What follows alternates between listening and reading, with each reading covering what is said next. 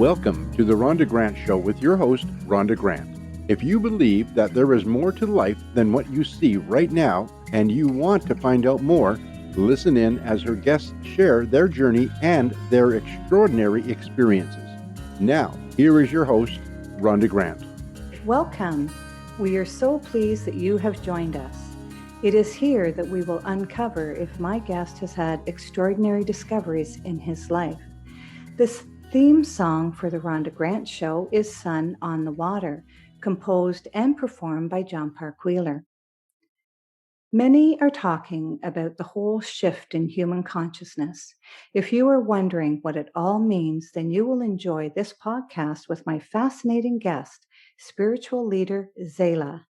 Zalah left the corporate world and found a spiritual master abroad who he studied with for 7 years before returning to Canada and developing the Center of Transformation in Calgary. With his new book, The Big Three, he decided that it was time to announce to the world that he has arrived. Welcome, Zalah. Thank you, Rhonda. Namaste. Namaste. You have had 2 extraordinary life paths in this lifetime. Was there a tipping point when you were in the corporate world that made you wake up and choose a different path? Oh, yes. But first off, let me say that I'm thankful. I want to give you gratitude for you being so graceful in providing me with this opportunity. I'm new to the electronic and the social media medium, and I'm just now coming out of the closet, as you mentioned, after 20 years of teaching in the closet, the wisdom of the ages. So Yes. let me say that it's only in the last 6, 8 months that I've even agreed to put my picture on the website at the CFT.ca. I've been instructed that humility is a big part of this path, the spiritual path, and so I was kind of in the closet while I helped a lot of people, students. So I want to say thank you for what you do for the world, Rhonda, with your program, especially Thank you. because Rhonda, especially because we're all walking each other home, back to the other half of the sky. So Yes. How profound is that? really, so I'm very humbled by life, and I'm humbled to be on your program. And again, I say, thank you because, you know, I've been the best kept secret in North America, I believe, in teaching the wisdom of the ages. And I haven't been out of the public eye like we're doing here today. So we'll go on now to your question about, what a little bit about me and what really turned the corner for me in the corporate world. So let me start off by saying today I will speak from my point of ignorance. Mm. And so, I climbed the corporate ladder to become a shareholder, which was a dream of mine, of the largest investment firm in Canada. They still are there. And, I worked very hard to get to that particular point. And, I earned a lot of money. I mean, by the time I was 40, when I quit, I was earning 7 figures plus a year, and that's still a lot of money today. Never Yes, it mind, is. never mind 30 years ago. Yes. And so as a result, I seen some things that it really made it obvious to me that, you know what, money doesn't buy happiness. But boy, I sure tried between sex, drugs, and rock and roll. I'm here to tell you, I've always been a person of excess, and I was excessive in that regard. And I seen some things, like I wasn't feeling very good about myself, and I tried to medicate through sex, drugs, rock and roll, image, and the like, and cars and trips, and still miserable, very miserable, because I was selling my soul for the corporate goal, is what I was doing. And Hmm. when I finally realized that I'd given up so much that I'd given myself away, I was actually insane. There's no other word about it. I was insane because I was out of integrity. But I saw the industry as being out of integrity in so many levels that I felt that it just didn't make any sense.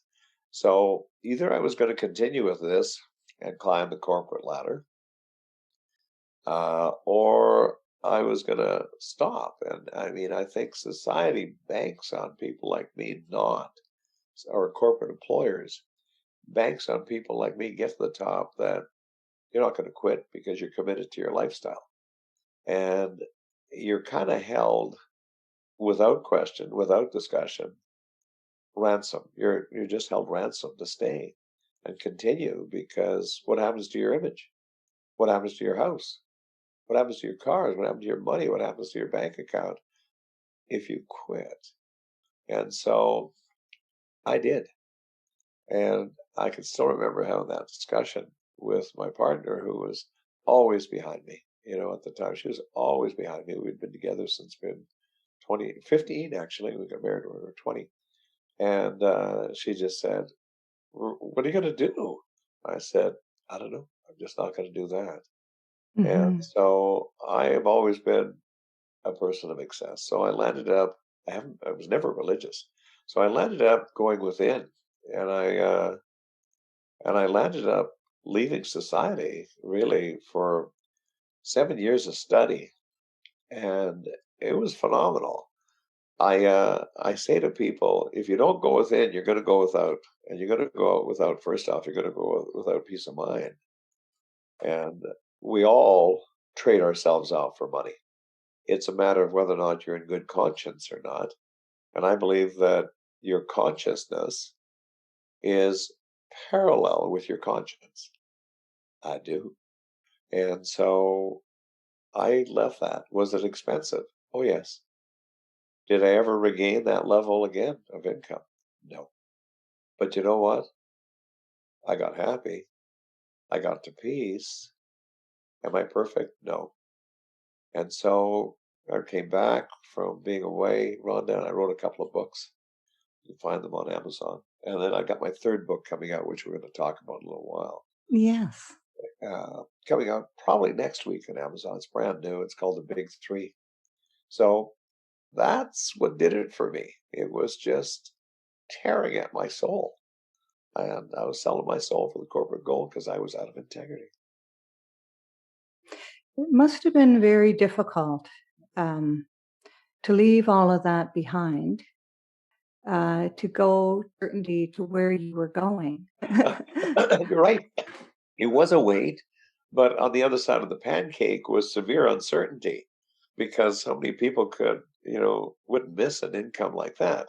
Now, the good news, I guess, about it is I traveled and got taught by my teacher, traveled to a foreign land, got taught by my teacher who just nailed it and basically said, you were giving up your soul for corporate gold. And you could, Rhonda, in life, you could always get another job, but you only have one soul. Yes, that's right. That's That's profound. that's pretty profound. Yes. Um, so the question that I have is when it comes to uncertainty, I mean, there's a lot of people that become bored with their life, Zalah, Yes. and they know they probably should do something, Yes. but they're not sure what it is. And even if they do know what it is, that feeling of uncertainty, like I'm not going to be sure about whatever it is, that income, that house that I'm going to be able to put the key in that door and open it and go in every night. Um, it takes a lot of bravery and courage and a lot of guts to do what you did. Well, to tell you the truth, I didn't have a choice. Yes. Honest to God, it came to that point where I I hated life. And it's bad when you get up in the morning, you have a shower, and you resent doing what you're doing. And so life is a series. I found this out the hard way. Life is a series of not so much challenges and problems. Life is a series of opportunities to create, but you must learn to create from uncertainty. Because the one certain thing that we have in this world, Rhonda, is uncertainty. Yes. That is the one thing. And Yes. if you believe in the power of the void or spirit, it's unstructured. And it's unstructured and it's nothing. I mean, I teach this, so I've got a distinct advantage here that I don't want to get too deeply into. But the best of everything comes from nothing, if you think about it. The best of everything comes from nothing, and it'll return to nothing as well, as because it's going to decay, and that's why they call it the illusion. So what I say is, why don't you specialize in uncertainty, which is nothing? So if you specialize in anything, specialize in nothing, which is pure spirit. And if you do that, you can become comfortable at doing that. This is where masters hang out. And this is where I got trained, in terms of the fact that you actually do want that uncertainty, because you create, and we're all creating. Rhonda, we all create either consciously or unconsciously. I'm sure you agree. The Oh, idea, yes, we create our life from the moment we get up in the morning till the time we go to bed. We don't, a lot of people don't realize that they're doing that, though. They just think they're living their life. They don't believe that they're creating their reality, well, right? yeah, no, you're right. And what I Yeah. say is, look, listen, first off, we were created to create. Hmm. We were created to create, believe it or not. And life was never meant to be a series of problems and challenges over and over again. Life was meant to be a series of opportunities to create. And if you grab that, and grab the fact that you've got to be pretty much uncomfortable, and you got to get clear in your mind. Well, quite often, if you take a lot of things out of your world, I mean, there's a great show on taking a lot of things just out of your world voluntarily, and it's called The Minimalist, and it's on Netflix right now. And I Yes. highly recommend that you watch this if you haven't watched it, because it's about winding things down for freedom, and never mind trying to qualify for the 3 or the $4 million condo in Toronto or in Vancouver. Never mind, because then you're bound to the rat wheel at work, and you've just got to be ruthless to make sure you keep that job, and you got to be Hmm. ruthless to try and get another job that's going to pay you more, and you're just on a never-ending cycle. And so the one thing that causes you to grow is a principle that I teach called you and I. And I got to tell you this, because one day I was meditating and I got taught this by my divine. And I hear the voiceless voice, as I call it. And it's, look, it's all about you and I. And I go, yeah, I know. You and I came in together, and you and I are going to leave together. And the Oversoul says, not exactly the way that you said it, although it's correct. It's all about being uncomfortable and inconvenient. Because if you choose the path of the spiritual path, there's lots of situations where you're going to be uncomfortable and inconvenient. And that's where you grow from, is when Yes. you are uncomfortable and inconvenient. Right there, because then, right there, we connect. And so many of us up here as oversouls go, watch this guy. I'm whispering, don't go this way. And the person, this soul, rest of you oversouls, come on up here. Watch this guy down there. And watch, I'm saying, don't go this way. Watch this. I'm going to put a bridge in. He's going to blow the bridge out. He's going to go this way. Okay, that's going to take another 5 years. Take him another 5 years to finally realize the common human phrase, I should have listened to myself back then. Yes. Well, and that has to do with people not being, do you believe it has to do also with people not realizing that they need to listen to that gut instinct? And they say, or the intuition, the whispers that come to them. And they don't listen, and they want to, they go the hard way around, and then they say, I knew I should have listened to that. But when you ignore it, it stops coming to you. And Yeah, when you honor it and listen and pay attention, by goodness, it doesn't leave you alone. you've got it. But once you've got that thumbprint, that you know that there's never really a convenient time, because a lot of times you've got a lot at risk. Image and money typically are the two blocks. I had image and I had money on the line. And that's why a lot of people don't listen. So they continue doing what they're doing knowing that I got to do this because I can't disappoint my spouse, my kids, my whole family. I mean, I just can't do that. So I got to continue to do this. And I got to, if I'm a lawyer, I got to bill out at $700 an hour and I got to get 40, 50, 60, 80 hours a week in. And then there's the ones where I just do on a structured fee base where I could or an unstructured fee base where I could earn $2 million by doing this transaction. Those are the ones that I really, really want. And the problem is that even if you hate what you're doing it for your image, with family, with friends, relatives, associates, and you're doing it for money. And that prevents you from connecting spiritually. And so if you don't go within, typically you're going to go without. You're going to go without that voice to begin with that's going, "Psst, hey, hey, no, there's a better way. Stay in integrity. Stay in integrity." Because if you don't, then the big three will come around now to the big three and how the big three Yes. gets very relevant to exactly what we're talking to here. And this is just a great causeway to talk about the big three. Would you like to do that? I would. Yes, let's do that. Okay, if that's okay with you. Oh, yes, I want to. Yes, Okay. please. So first off, let's talk about COVID-19. Whether you believe in the legitimacy of COVID-19 or not, there is no question as to number one, its negative impact on the financial economies of the world, of states, provinces, families, and individual. It has had an impact. And for those people who kept working for the government, I'm going to say it's still going to have an impact on you because all this money that they're giving out to keep the economy going, guess what? We're all going to be paying more taxes to recover that, pay for that. So although it may not have affected you directly, it's going to affect you indirectly by greater taxes, guaranteed.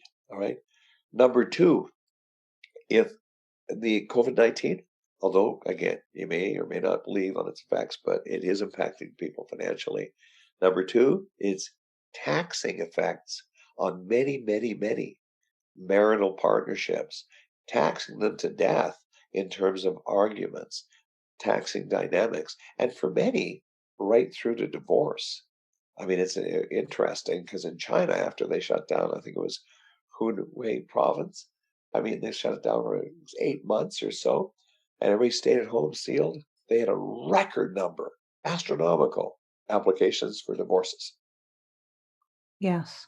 because people were there and they stayed with the partnership. They didn't know the person they were married to until they were living with them 7/24 and the kids, and all of a sudden they realized, oh my goodness, I've been working 12 hours a day, coming home, spending 3 hours with you, going back to work, sleep, go back to work. We never really got to the tough issues. So there's number two dynamics is relationships. Number three, both financial and relationships, they compound quite often into the degradation of human health in various degrees, from fear, guilt, shame, anxiety, worry. I mean, worry is a prayer for what you don't want, right down to death, Rhonda. One thing's for sure that, in my opinion, all three of these are meant to shoot you right up spiritually, right up the center, and go into the sky and say, what? What is this all about? Why am I experiencing this? And that's something to behold. And that's what I talk about in the book as to recognizing the bigger picture of what's going on. And it's my opinion, Rhonda, that COVID-19 is the catalyst for a great recalibration and transformation for society in general.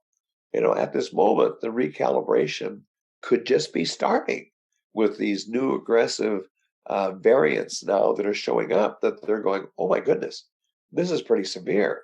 And the important byproduct of COVID is that it's provided Mother Nature with an opportunity to inhale. Yes. That Breathe. yeah. So, it's posted on YouTube is my recent TEDx talk on the Yes. human race, integrity, and the environment. How on earth does human race integrity and the environment come together? Well, watch that TEDx talk, and I'll tell you, I think you'll raise your eyebrows. And what's interesting, and I'd like all the politicians to hear this in North America, the world, is that the ecology and the economy have always been on this teeter-totter throughout time. Newsflash, politicians, the ecology has always won. Always. More and more people need to realize this and review the previous 5 root races, because we're in the 6th root race now. The ecology will win. It will win. Yes. I'll come up for air. That's quite a dissertation. Well, I mean, that's a whole education. People, I would think, are concentrating on their day-to-day life. And it's hard for people to see it on a big scale like that. And so it's fascinating that you have written a book regarding this, and it's going to be out on Amazon quite quickly, Yes, soon. next week. Next week. Next Well, week, yeah. let me give you a little more documentation on why this is so important, and that is the movie The Minimalist will really hit it home. So I highly recommend that you watch that. But National Geographic put out this big sheet, and it's a documented history of the CO2 levels, carbon dioxide levels, over the recorded history of the planet. Like they go back, like hundreds of thousands of years. And this map put out by National Geographic. Now, this is not National Enquirer. This is National Geographic. So Yes. if anybody should know anything about the planet, it would be National Geographic after, I don't know, 120 years. Now, this chart is fascinating because it shows the previous 5 root races. And this is the part that I want to hit home, because when you hear this, you'll probably think, oh my goodness. And when the CO2 levels got to about, on average, for 5 previous ice ages, when it got to 250, the planet said, stop. It's like freeze, and went into an ice age. And I think the CO2 levels came from volcanic. I don't know where, but anyways, it did. And so 5 that were well documented. Currently, we're at 450 parts per million. Yikes. Yeah. So, I mean, people have to realize that, honestly, I'm not a doomsday guy, but I think the divine is giving us some really extended grace so that people can connect spiritually, because I think we're all in our quickening, what I call a quickening.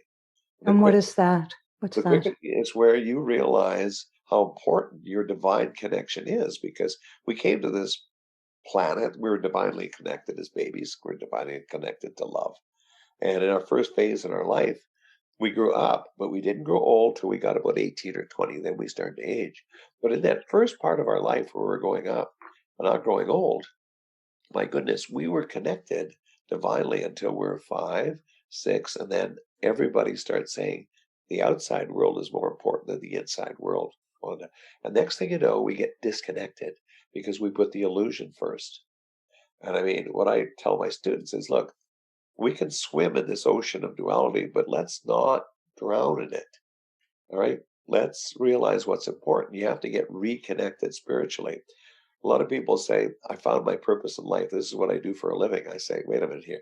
Your purpose in life is to get reconnected, because the original sin was disconnected from source, from God, from whatever you deem it to be, spirit. That was the original sin. And we get so into the illusion, Rhonda, that we lose our way so badly that we become dysfunctional and we don't care about the planet anymore. And that's okay.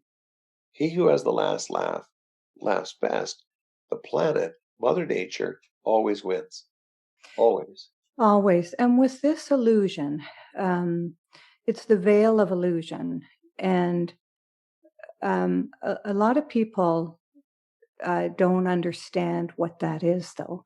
And enlightenment is piercing that veil and seeing things differently. Sometimes it takes just being enlightened. You just come into that. Sometimes people have car crashes or near-death experiences that sort of they see at a different level, Yes. and they get to pierce that veil. And when a person is in the part of where they're piercing that veil, they want it to open completely. It's kind of like drawing back the curtain, right? Yes, it is. It's kind of like drawing back the curtain.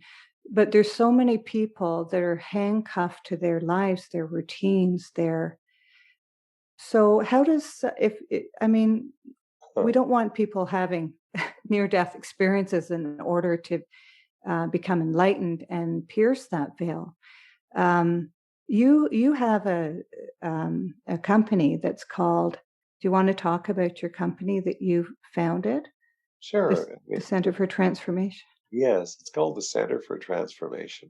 You can Yes. find us on the web at the CFT.ca, the CFT.ca. You can find me there, Zalah, Zalah, Zalah, at the CFT, ZZ at the CFT. But if you go there, you'll be able to see a lot of referrals, references where people have perforated the veil. You talk about the veil. I Yes. say, I say to students, because I teach, and you can get me electronically on the site and you can take classes there that are pre-recorded to get a taste of me. But ultimately, I need to I need to teach you in person.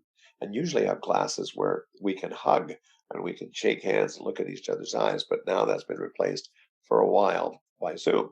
And so as a result, going forward, when you first come to me and want to perforate the veil, I say, listen to me. You ever see that art in malls? We call it stereograms. And they show you this picture, typically on a calendar, where you look at the face and it's a whole bunch of squiggly lines. And I say, now keep looking at this. And if you look past the surface, you're going to see another real 3D picture. Maybe it's of a shark reef. Um, it's got small fish in it, and it's below the ocean surface. And that's what it's like when I train you, is because of the fact that if I get you past the surface and I give you a glimpse, and some of the disciplines that I teach you will cause you to glimpse that, and then you it's tough for you to go back because you Yes. realize I'm hooked. I was hooked on the surface. You know, if I took a Cro-Magnon man from, I don't know, whenever long ago and transported him to now, showed him the same stereogram, this art, he'd be so fascinated by the squiggly lines versus the art on the cave walls. I might not ever get him to get past that surface because he's so fascinated. Because this thing, the illusion here, as represented by that surface art, is quite a seductress. It is overwhelming until you believe that you can see beyond it. But typically, you have to get enough of the illusion. So, master's wish to students, I wish you enough. Yes. I wish you enough. And people just go away and they think about what I say and they go, well, that's deep. Then I say, life is a great thing, you know, if it doesn't kill you. Before you get this, life is a great thing if it doesn't kill you. And that's one of the greatest paradoxes of life. I mean, how Yes. many times have each of us got slammed hard enough by life to stop dead in our tracks, only look up at the sky and say, "What? Why? Why?" Yeah. And if you haven't had that happen yet, you know what? My God, I'm telling you, it's coming. Yeah, and it's not really all that funny because that when you get to that why me, that desperateness, that's not a funny place to be. That's a very serious place to be. And but sometimes it's these times that we need to experience that, because the joy that can come from that when you glimpse your soul Yes, is phenomenal. it is phenomenal. And I mean, life in my world stands for layers integrated forming energy, because we all get coated in layers of insensitivities, of polarized things that we have to realize that's all surface. Yeah. How do you perforate through that? Now, I needed a teacher that knew what in heaven he was talking about so that I could get it. I needed that. And so then there was what I call an aha shift.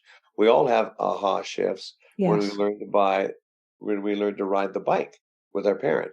And it's like you let the fear go, and suddenly you can do it. And then the parent says, I haven't been hanging onto your seat for the last half block. Yes. And it's like, oh, I got it.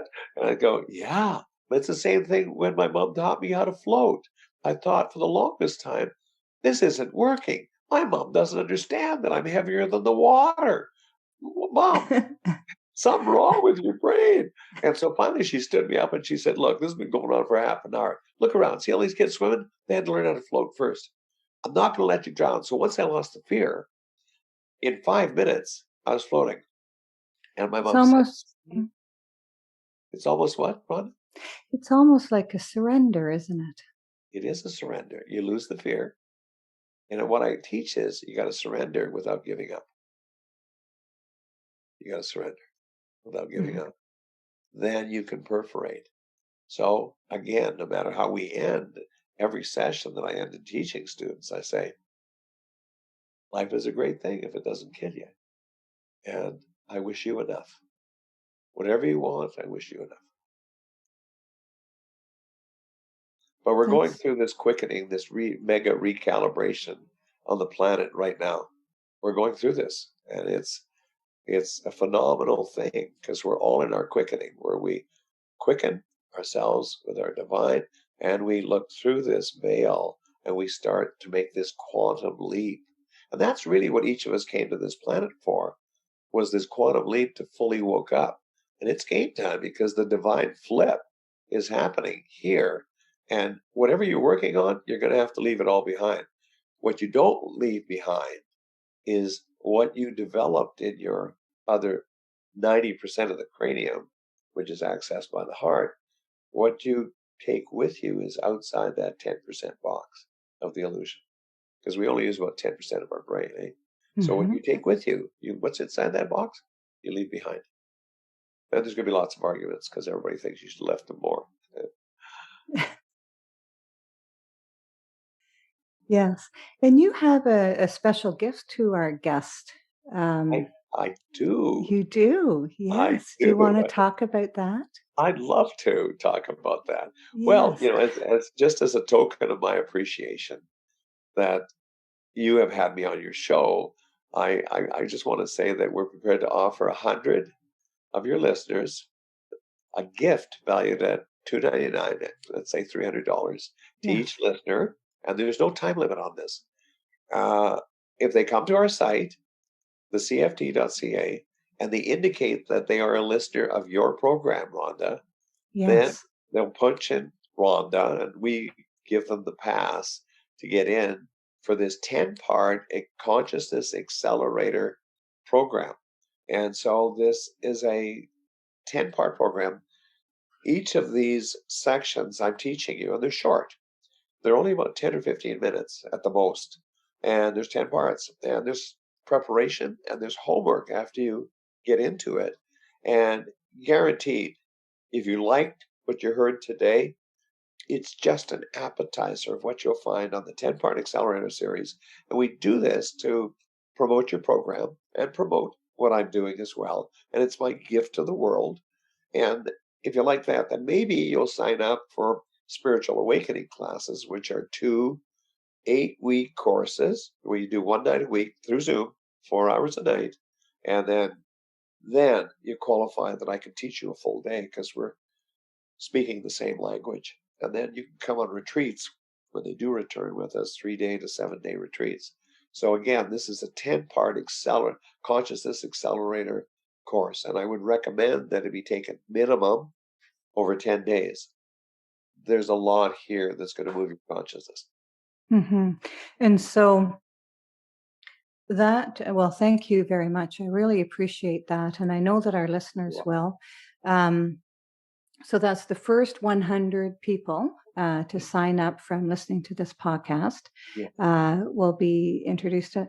And what a wonderful thing that you're doing, because it's going to help people become more aware and maybe these near-death experiences won't happen to make them enlightened.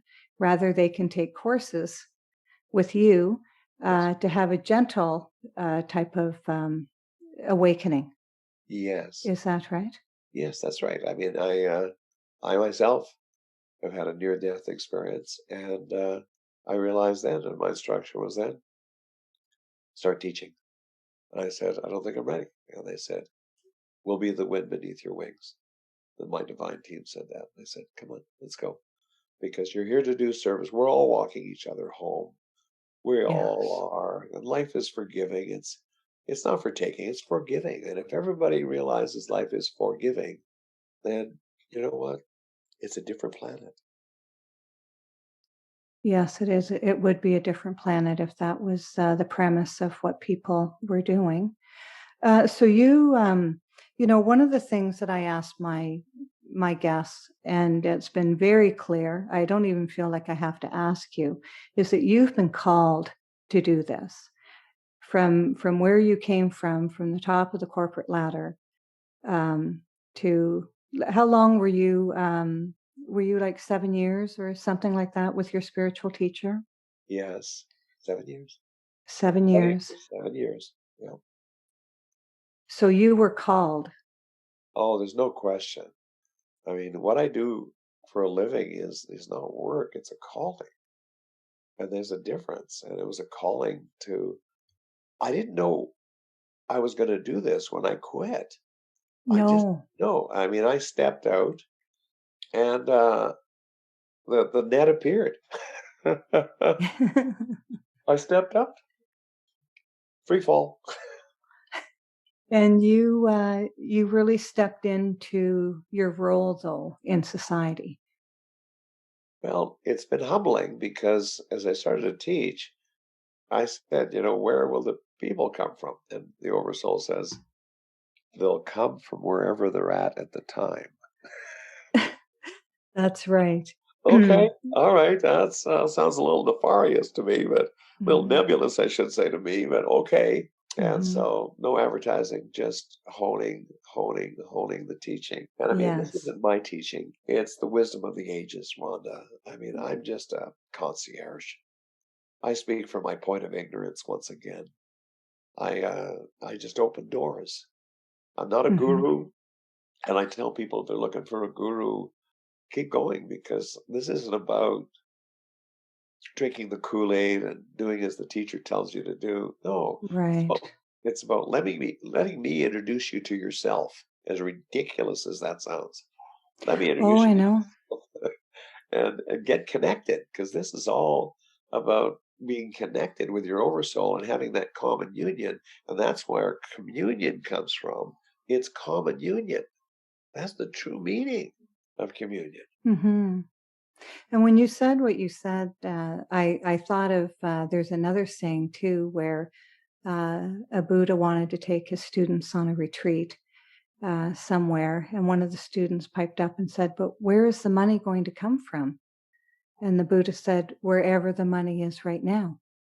Oh, very good. I didn't know Yeah. that. Yes. Yeah, And so, that's close to what I got taught. yeah. And so it's interesting because there's so many things that sit in a field for us that we can bring into our life. And it's whether we choose to do it or not, if we're open to it or not open to it. There's so many things that are there spiritually, I'm saying, Yes.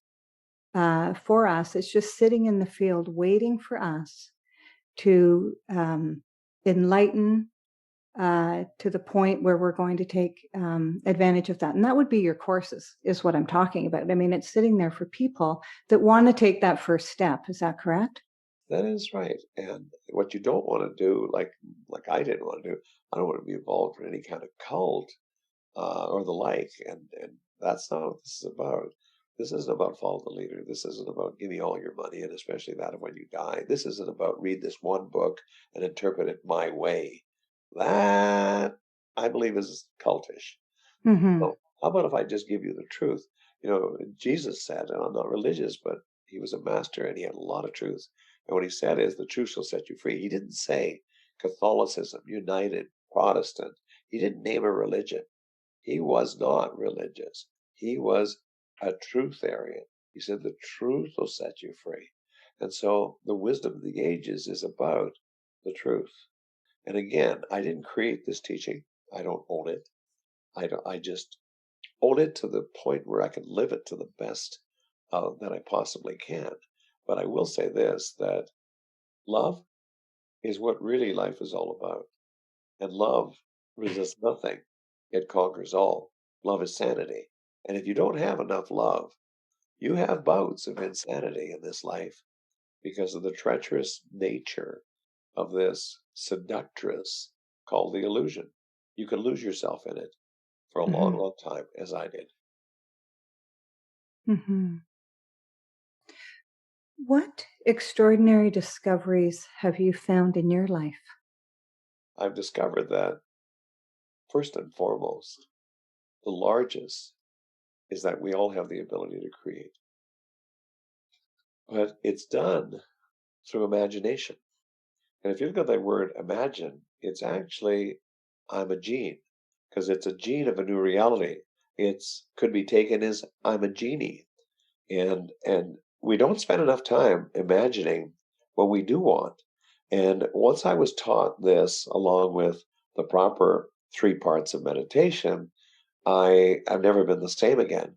And so one of my favorite quotes is, take the time to imagine things as you want them and not as they are. And you'll be guided to your goals and dreams by a power much greater than you. But you gotta take the time to imagine.